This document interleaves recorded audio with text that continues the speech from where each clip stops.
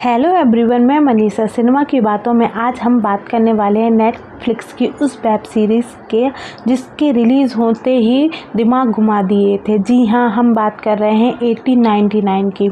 क्या ये सीरीज़ सच में माइंड बेंडिंग है या फिर बस हाइप? चलिए इसके बारे में आज हम बात करने वाले हैं। 1989 एक जर्मन अंग्रेजी भाषा की मिस्ट्री थ्रिलर वेब सीरीज़ है जिसे नेटफ्लिक्स पर उपलब्ध है, आप जाकर देख सकते हैं। ये सीरीज़ डार्क के क्रिएटर वरान वोओडोर और यांतजे फ्रीजे ने बनाई है। कुल 8 एपिसोड होने वाले हैं इसमें और हर एक एपिसोड 70 to 60 मिनट का होता है।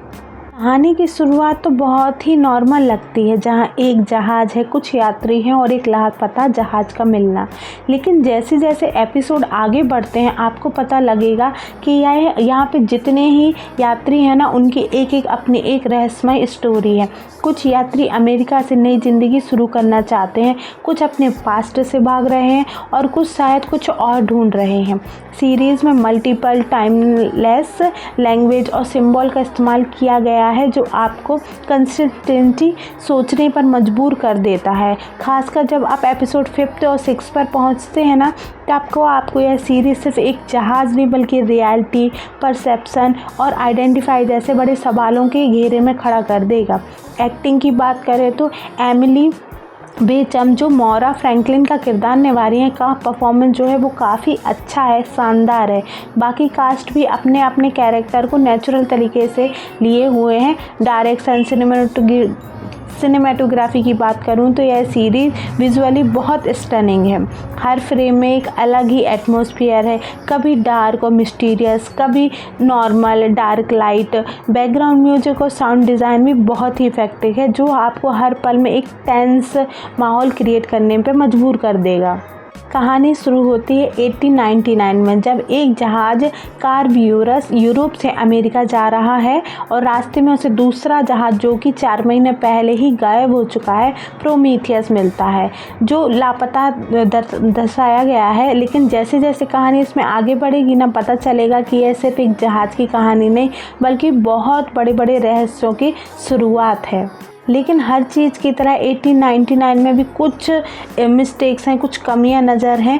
सबसे बड़ी समस्या यह है कि सीरीज़ ना बहुत ही कॉम्प्लेक्स है, इतनी कॉम्प्लेक्स है कि कई बार व्यूवर और हमको सोचने में लगेगा कि कंफ्यूज से नज़र आएंगे। अगर आपने डार्क नहीं देखी है तो आपको 1899 समझने में थोड़ी सी प्रॉब्लम आएगी। अगर आपको डार्क मिस्टीरियस मूवीज़ पसंद है तो ये आपके लिए बहुत अच्छी एक वेब सीरीज़ है। सवाल यह खड़ा होता है कि सीरीज़ का सीज़न 2 के लिए इसको रिन्यू नहीं किया गया है। नेटफ्लिक्स में भी सीरीज़ को कैंसिल कर दिया है जिसमें कई सारे अनआंसर्ड क्वेश्चन रह गए हैं। तो अगर आप क्लोज़र चाहते हैं तो यह सीरीज़ आपको थोड़ा फ्रस्ट्रेटेड कर सकती है। तो ओवरऑल अगर मैं बात करूं तो 1899 एक बोल्ड, एम्बिशियस और विजुअली स्टनिंग सीरीज़ है जो आपको सोचने पर मजबूर कर देती है। अगर आपको मिस्ट्री, थ्रिलर और माइंड बेंडिंग स्टोरी पसंद है तो ये series definitely worth it watch है। लेकिन अगर आप सिंपल और स्ट्रेट फॉरवर्ड स्टोरी पसंद करते हैं तो ये आपके लिए थोड़ी सी हैवी हो सकती है।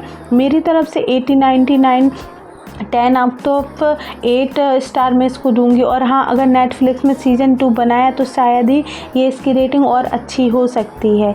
तो दोस्तों, ये थी 1899 की कहानी और रिव्यू। अगर आपको ये वीडियो पसंद आया तो लाइक शेयर करें, चैनल को सब्सक्राइब करें और बेल आइकन बटाना नहीं भूलें। और कमेंट में मुझे ये ज़रूर बताएं कि 1899 आपने देखी या आप इसको देखने वाले हो और आपको यह कैसी लगी।